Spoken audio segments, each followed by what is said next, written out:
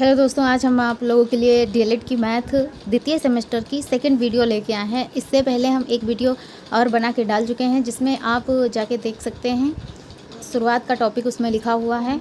इसमें हम आप लोगों को कुछ क्वेश्चंस बताएंगे अति लघु। इससे पहले हमने आप लोगों को 17 क्वेश्चन बताए थे। पवन सीरीज से हमने आप लोगों को पढ़ाया था। ये है 2023-24, जिसमें से मैंने इन सारे क्वेश्चंस को क्लियर कर दिए थे। आज यहाँ से इनकी शुरुआत होगी। सबसे पहले यहाँ पर लिखा है संवरक नियम क्या है। दो धन पूर्णांकों का योगफल सदैव एक धन पूर्णांक होता है। For example 20 + 15 = 35। दो धन पूर्णांक हो गए, धन पूर्णांक है अगर, तो उनका जो आंसर आएगा वो भी धन में ही आएगा।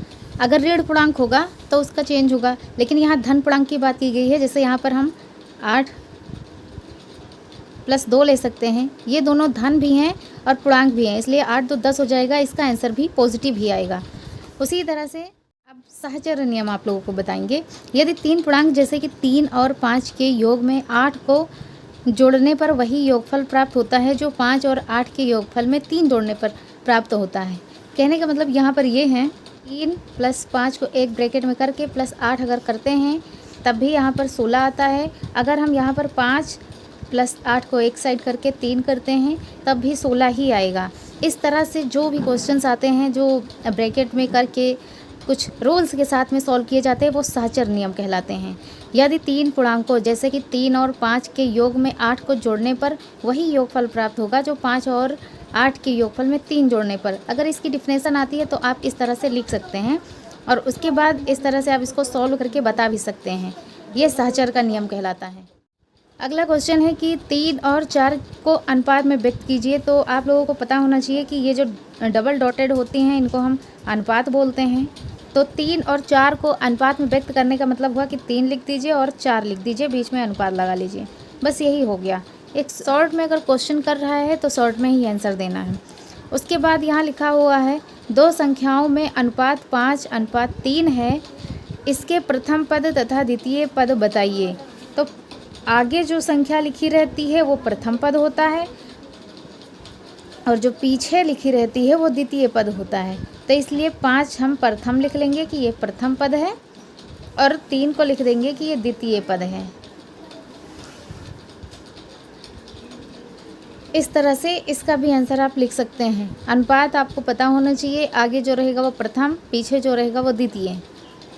यही क्वेश्चन कह रहा, वही उसका आंसर हो गया। उसके बाद हम देखते हैं कि समान अनुपात किसे कहते हैं। अनुपात तो ये हो गया, लेकिन जो समान अनुपात होता है वो उसमें 4 डॉटेड ऐसे लगते हैं, इनको समान अनुपात बोलते हैं।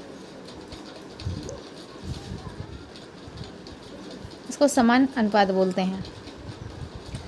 इसकी डिफिनेशन है कि दो समान अनुपातों को समान अनुपात कहते हैं। इसे दर्शाने के लिए यहाँ पर ये 4 डॉटेड बने हुए हैं, ये समान अनुपात का चिन्ह है, का प्रयोग करते हैं। कहने का मतलब यहाँ 2:3 और समान अनुपात 2:3 ऐसे कह सकते हैं। इसको समान अनुपात को अगर हम बटे में ऐसे लिखेंगे तो यहाँ बराबर का ये निशान हो जाएगा, 2/3 ऐसे करके इसको लिख सकते हैं, ये आंसर हो जाएगा।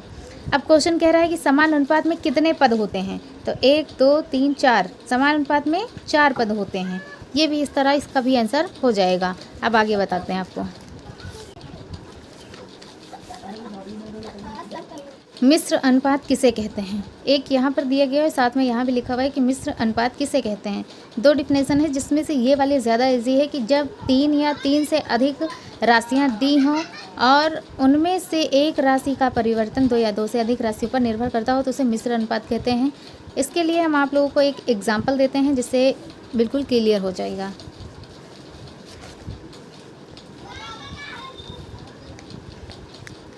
फॉर एग्ज़ाम्पल हम यहाँ पर ले लेते हैं 3/4 अनुपात 4/5 अनुपात 5/6। तो इसमें क्या होगा कि सारे ऊपर वाले मल्टीप्लाई हो जाएंगे और नीचे वाले 3 दूनी 3 चौक 12, 12 पंचे 60 और 5 चौक 20, 20 छंग 120 हो जाएगा। 0 से 0, 6 कम 6 दूनी 12, यानी इसका मिश्र अनुपात 1:2 आएगा और यही आंसर होगा। तो इस तरह से जो 2 3 आ रहे हैं इसको हम मिश्र अनुपात, 3 या 3 से अधिक जो आएंगे उसको मिश्र अनुपात कहेंगे। समान अनुपात के भेद क्या हैं? तो समान अनुपात के सरल अनुपात और मिश्र अनुपात, जो कि अभी मैंने बता दिया, 2 होते हैं। उसके बाद यहाँ पर लिखा है कि सजातीय व्यंजक किन्हें कहते हैं? एक ऐसा बहुपद व्यंजक जिसमें केवल एक चर x हो सजातीय व्यंजक कहलाते हैं। ऐसे बहुपद व्यंजक में दूसरा चर नहीं होता। अगर एक ही चर वाले हों, चर कहते हैं जो x, y, z आते हैं, इनको चर कहेंगे। और जो नंबर्स आते हैं इनको अचर बोलते हैं। तो अगर एक ही आ रहा है, अगर x ही आ रहा है, या फिर y ही आ रहा है, या फिर z ही आ रहा है, तो इस तरह से जो आएंगे तो उनको सजातीय कहेंगे। कहने का मतलब यहाँ पर हम कुछ भी ले लेते हैं, जैसे 3x² + 2x + 6 = 0। तो इसमें यहाँ भी x है, यहाँ भी x है।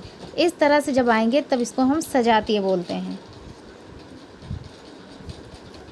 तो आई थिंक आप लोगों को ये सजातीय भी पता चल गया होगा। जिसमें x + y + 2 = 0 ऐसे लिखा रहेगा तो ये सजातीय नहीं कहलाएगा, क्योंकि यहाँ पर x के साथ में y भी आ गया है। यहाँ पर x ही होना चाहिए, तो ये सजातीय कहलाएगा। उसके बाद में लिखा है ये सजातीय हो गया। अब यहाँ पर विजातीय व्यंजक क्या होता है? ऐसे बहुपदीय व्यंजक जिनमें अलग अलग चर होते हैं उनको विजातीय, जैसे कि 3x + 2 और 13y + 4। यहाँ पर एक ही x है, यहाँ भी एक ही y है। इसमें 2 एक जैसे दिख रहे थे, बट यहाँ पर अलग अलग हैं। तो आई थिंक आप लोगों को समझ में आया होगा। आज हम यहीं तक रखते हैं, सजातीय और विजातीय तक। आगे हम आप लोगों को बाद में बताएंगे। आई थिंक आप लोगों को समझ में आया होगा। तो इस वीडियो को ज़्यादा से ज़्यादा शेयर करें, जिससे और लोग भी इसका बेनिफिट उठा सकें। Thank you so much.